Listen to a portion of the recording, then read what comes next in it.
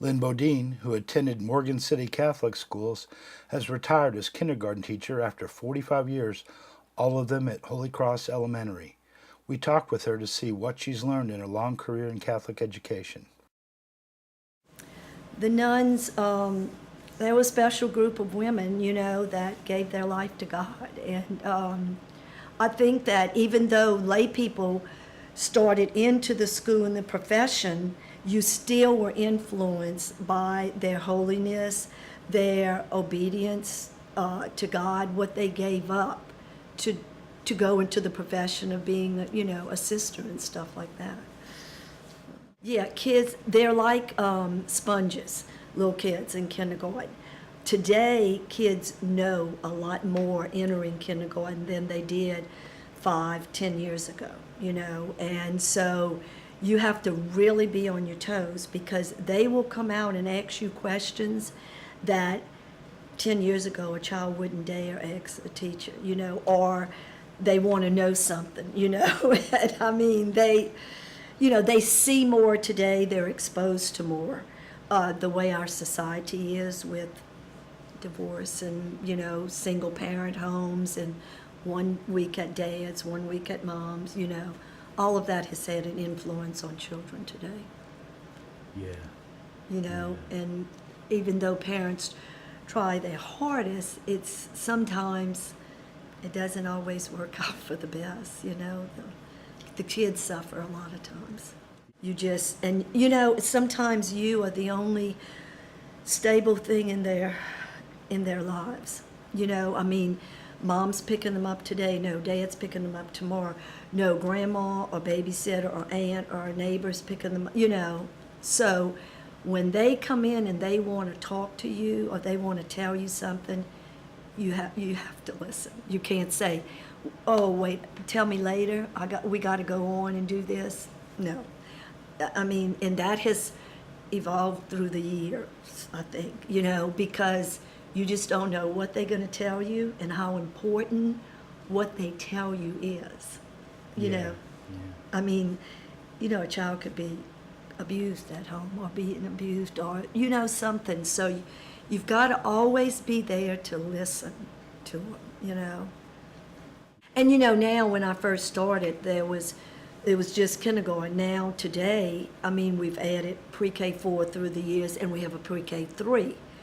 So I mean, at first kindergarten was the first experience for a lot of children when they left their parents. There was no schooling before that. So that's why you had to be mom, dad, and all combined together sometimes, with them. And as they experience more and more school, with the 3-year-olds, 4-year-olds, and so on, they came in so much more grown up. And as the world changed in our society and technology, all of that together, TV.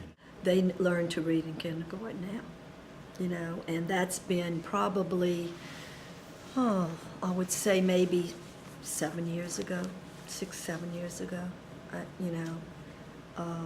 maybe 10. I'm not really sure exactly, but there was more and more put on kindergarten teachers to do more and more, and it wasn't just ABC, sing songs and all, and write numbers from 1 to 10 and learn your numbers. I mean, my children today left. I mean, well, when they left, they can write to 100. I mean, and just you do it all through the year, a little bit each time. But I mean, they're adding, they're subtracting.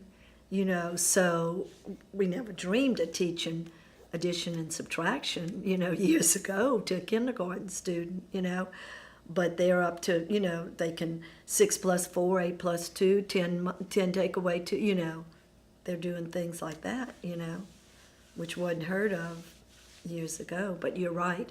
I think education has put more pressure. And for the kids who can handle it, it's wonderful, but we still have children who, maturity-wise, are not ready for, a lot of that. So, You have to figure out if they're not learning, if they're not grasping what you're teaching, then you have to start figuring out some things why. And once you call parents in and start talking and stuff, sometimes they're aware of it, but they don't want to face the facts sometimes. They're aware that something's just not right, So you have to kind of be a psychologist, a psychiatrist, and ease Yeah, teach the into parents, it. too. Yes, you have to ease into it, to tell them your child may need some evaluation, I see some problems and stuff. The older I think the longer you've been teaching, the more veteran a teacher you become, the more they know, that that you know what you're talking about. You've seen, you've seen a lot of it and stuff like that, I think it's all how you present yourself, how you handle yourself. I also think it's also how you treat their children in the classroom.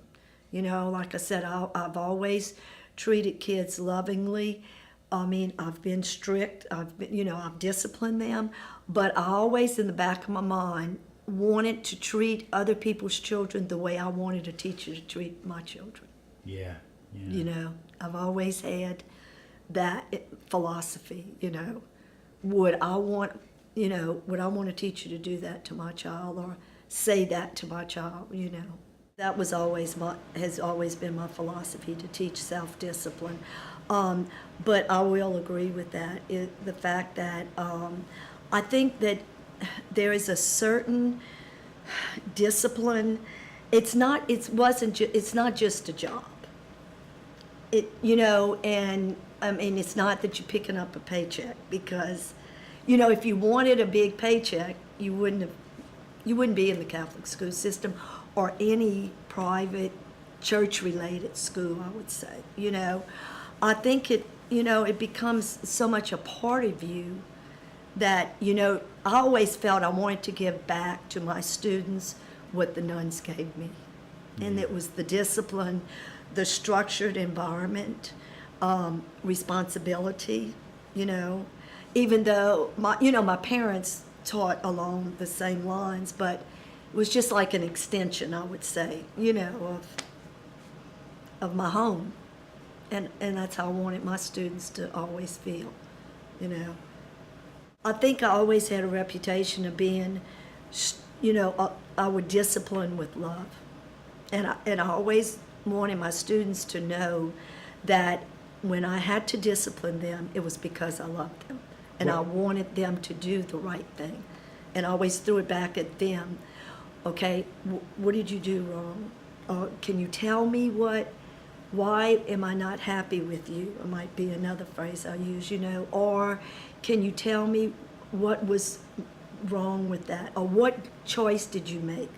Why was that not a good choice? I'd use different phrases along the way, to try to get them to stop and think, Well, we do have Common Core. We do Common Core stuff, but we don't standardize tests, but as far as kindergarten, now we do 3rd through 6th grade. They take the tests on computer now, But we set our standards high because there has to be a visible difference between the public school and Catholic schools. And we have to set that so that parents will pay that money. Because let's face it, and I've said this before, and I'll say it 100 times, we have a good public school system in St. Mary Parish. Do you know what I'm saying? And so it's not like in some areas. We know we have to cover a certain amount of material. We have to finish books and stuff like that. But I did student teach in the public school. One big difference is I don't have to be on page 89 on April the 2nd. If I have children that did not get what I have taught, I'm going to take them and make sure I'm going to work with them till they get it, unless there's a problem there. I wouldn't say that, Catholic school is any better than a public school. The thing that's better about it is you're able to live your faith out, and you're able to learn about God. And in my teaching ability, that's what I've tried to give to my students through the years. I've taught second and third grade and kindergarten for most of my teaching career. But I've tried to give my students the knowledge about God, about Jesus, and also that He is their friend and that they can turn to Him at any time, teaching them about praying, prayers and stuff, and to have them to like themselves and become more self-sufficient, and whenever there's trouble or problems, they can turn to Him at any time, any place, Yeah, I've taught some Down syndrome children, and I've also taught some autistic children. He was limited. Both of them were limited in what they could learn, but you were exposing them to things, and the parents were amazed at what they could, they could do, Oh, it taught me, first of all, how blessed I was that my own children, I didn't have the problems with my own children that I know these parents faced with these children. It's also taught me more patience, it taught me hope and sunshine and brightness. These children never had a ugly word or to say, or they were never down. They were always upbeat, and if there was somebody in the class that maybe was down, they would be the first ones to get up and go over there, and hug or touch or, to show them that they cared,